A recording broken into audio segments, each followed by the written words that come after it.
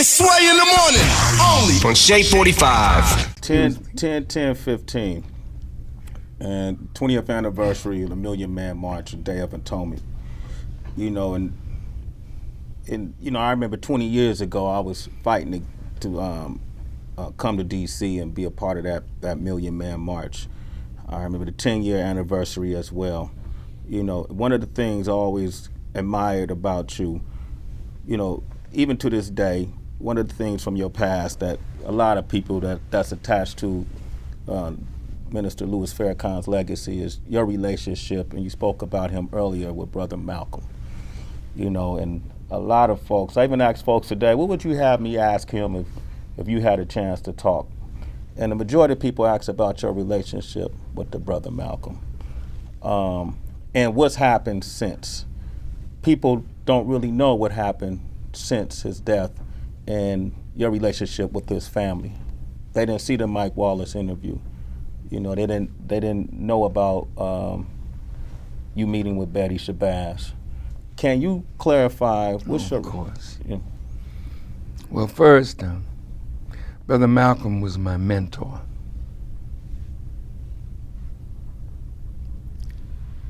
I've never met a more disciplined man. I was very fortunate to have him as my teacher. He was the greatest helper of the Honorable Elijah Muhammad. I would have given my life to protect his life because of my deep love for Elijah Muhammad and his being his top student. Unfortunately, there would come a time when he would break ranks with the nation and break ranks with the Honorable Elijah Muhammad over an aspect of Mr. Muhammad's personal life. Before that happened, if you remember when John Kennedy was murdered, I don't know whether you know this, but Elijah Muhammad instructed all his ministers not to say anything about the assassination of President Kennedy. Brother Malcolm was speaking at the Manhattan Center,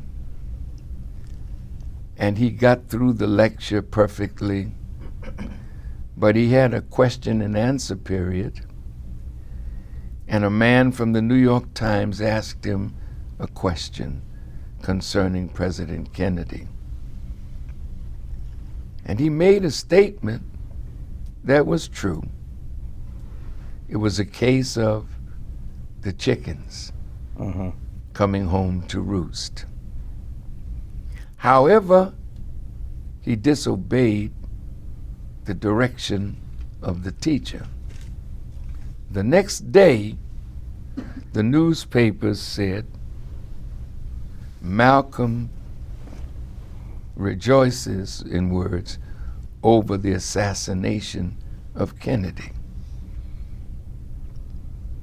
Now, we have many believers in prisons all over America under white Catholic gods.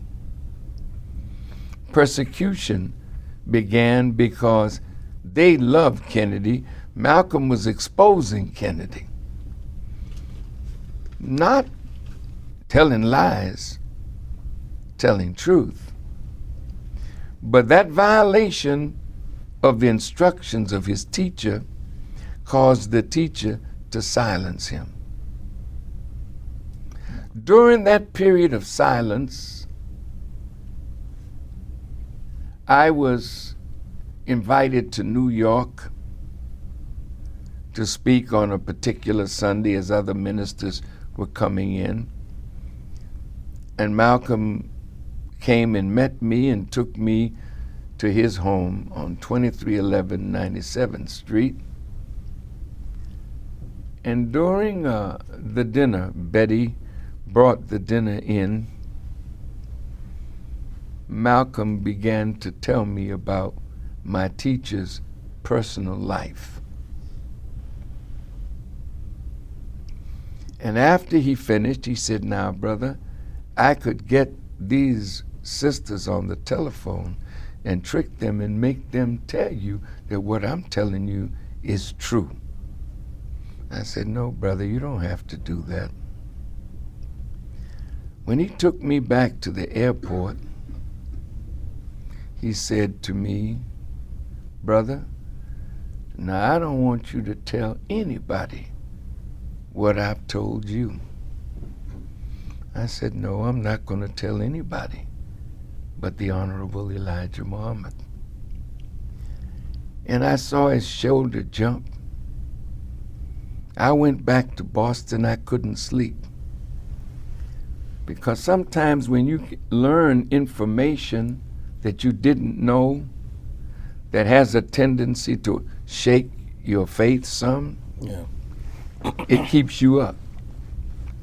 I could not sleep that night, and 5 o'clock the next morning, as that's our time for prayer, Brother Malcolm called me. He said, Brother Louis, I want you to delay the letter that you were going to write to give me a chance to write a letter to explain what I said and why. I said, brother, it's going to take me some time to get my head together to write such a letter. So if you can get your letter off in that time, fine. I do not want to be put in between two powerful men. He said, well, there's only one powerful man. I said, I'm aware of that, but I'm also aware that your relationship with me and mine with you and him would be troubled. Malcolm wrote his letter, and mine came after his letter, and he was summoned to Arizona to answer his teacher. Now, that was a very difficult period in the nation's life because most of you have girlfriends that you don't legitimize them as wives. I'm not talking to you personally, but most men have women on the side, but they don't accept the responsibility of procreation. Elijah Muhammad married these women. They produced for him children. Now, what you don't know, and you're going to have to face it, women are outnumbering men today from 7 to 11 to 1. And women today lose as a commodity because there's more than the demand. The demand is on the man because he's less, she's more in terms of numbers. So women are played. But one day, we're going to have to think over what polygamy is.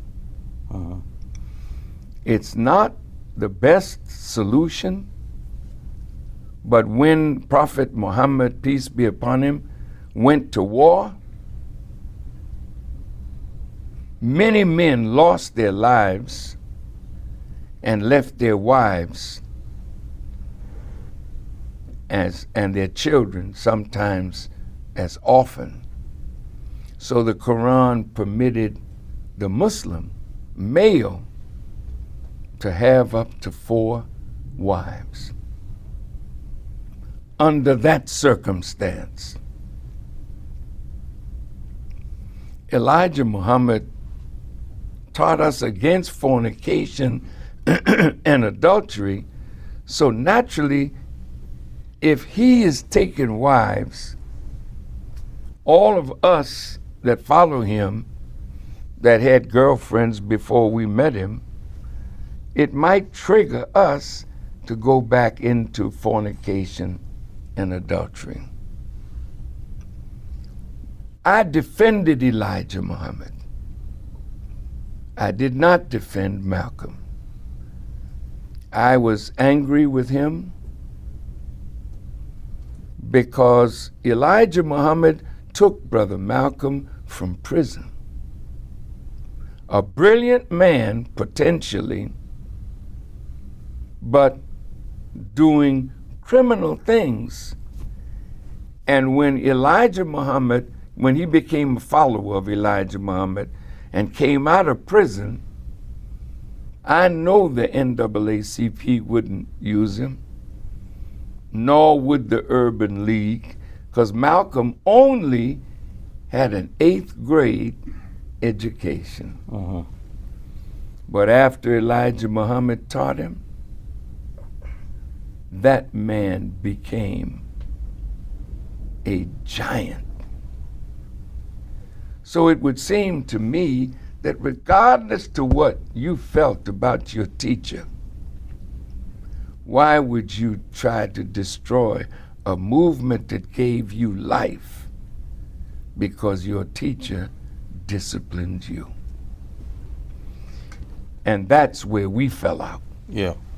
But those actions question his faith, though, right? Yes. Okay. And naturally, then, when your faith is shaken, you do what you think you should do. But most of the people don't know that Malcolm tried to get back into the nation before he was assassinated. Really? So why would he come back? If your faith was broken, why would you come back? It's because he realized the nation made Malcolm, and Malcolm helped to make the nation. And 1 year, 2 years outside of the nation, he was wandering, not quite sure where he wanted to go. He was a black nationalist, and then he became an Orthodox Muslim. We fell out. And I can't take that back. Because he taught me how to defend my teacher. And I went to him and showed him what I knew and found in the Quran about the domestic life of my teacher. And Malcolm said to me, I already know that, brother. You can't handle that. I'll handle that. Fine. But he mishandled it.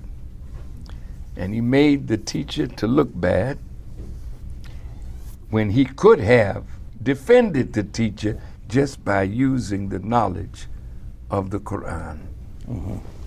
So, unfortunately, it led to a back and forth.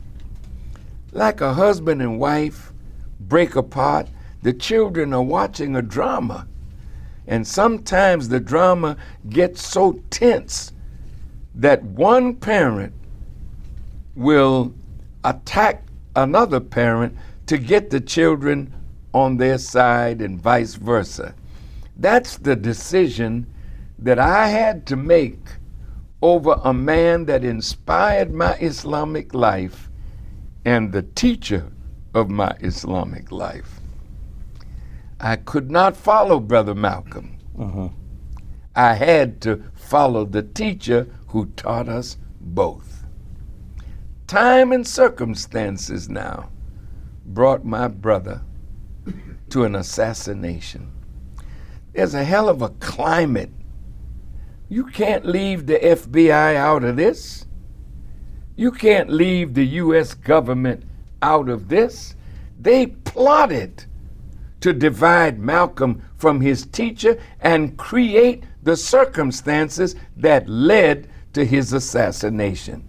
And in the Freedom of Information Act, you can find all of this that the government was involved in. Malcolm went to Egypt and was poisoned in Egypt. We were not there.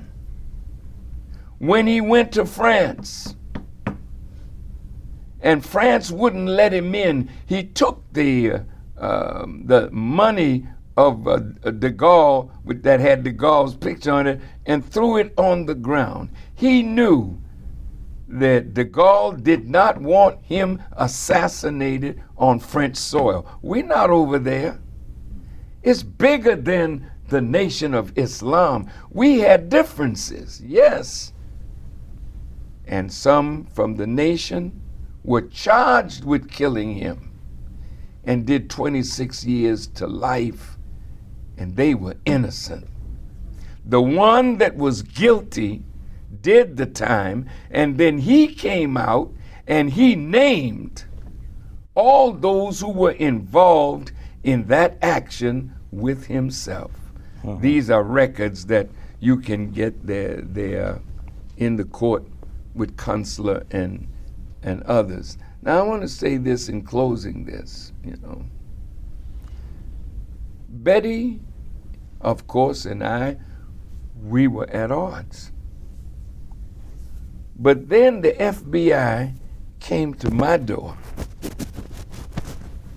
and told me that we're going to announce somebody is trying to assassinate you, Farrakhan. And we're going to make the announcement at 11 o'clock or something. When the announcement came out, they said it was Kubila Shabazz who had paid some little white boy a little bit of money, and he was to assassinate Louis Farrakhan. Now these are things you can get, it's public record. Yeah. I didn't let the FBI put that mess over on me and on us. We had a press conference, and I took the side of Kubila and Betty that they were set up to create a problem between the nationalist community and the Nation of Islam. So Betty and I then stood together, and at the Apollo Theater, we raised money to help Kubila out of that situation, and finally the government dropped the case. And now they're not going to tell you what Farrakhan did to start to bridge that gap. That night at the Apollo Theater, I used the term Brother Malcolm. And Betty said, I hope that you will continue to see him as Brother Malcolm, something like that. And when you hear me talk, mention his name, I say Brother Malcolm. Time heals wounds. There are some wounds that time won't heal, but I know that time will heal this wound, because now there's Kubila, there's Alyasha, there are the twins. That's a beautiful family. And you think about Malik Shabazz or Malcolm Shabazz, the only male member that represents Malcolm X, killed in Mexico. The FBI arrested that brother because he was going to Iran to a conference. The government has never stopped trying to harm both the nation and the Shabazz family. So today, I don't say that we're friends, but I do say that we're better than we were 20 years ago. And I want to say to all of you who think that Farrakhan did something to murder Malcolm or was a part of it, don't you know that as much as this enemy hates me, that if they had any evidence that I was a part of a conspiracy to murder Brother Malcolm, I wouldn't be here with this brother now. I'd be in some prison cell, and they wouldn't have to be afraid of the truth coming out of my mouth, because they would have silenced me behind prison bars. So, I have nothing to do with that. And I would hope that you would be intelligent enough to know that the enemy is still working. Today, Louis Farrakhan is the voice that Malcolm was. Do you think they don't want me silenced? Well, soon it'll be my turn, because they're trying to find some way to arrest me, or have some silly person think that they should kill me. And that's out there too. You receive death threats? Well, if I did, I don't know it. They're saying that the government dropped the case before the Apollo. Yes, they did. That's what made the Apollo so strong. But I mentioned that it was after the Apollo? No, I didn't say that they stopped it after the Apollo. They stopped it, period. That's all. It's a matter of fact. Well, why did the government back out?